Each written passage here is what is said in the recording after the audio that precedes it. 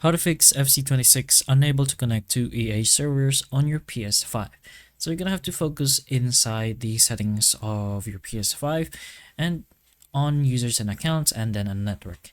So first of all, in users and accounts, press on that and go ahead to the other options.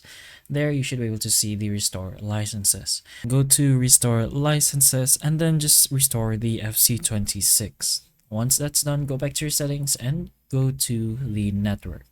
Make sure you're connected to the internet connection that you have, of course, and not some external device.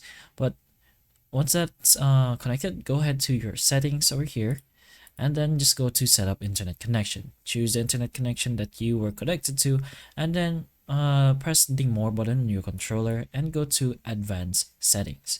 In advanced settings, make sure your DNS settings is on manual. So if it's on automatic, you're gonna have to switch it to manual, and you're gonna have to go to your primary DNS and set it to 1111 and then your secondary DNS to 1001.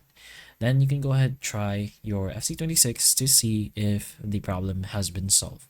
So hopefully the information of this video can help you, and if it can, please like and subscribe for more videos like this, and that's all.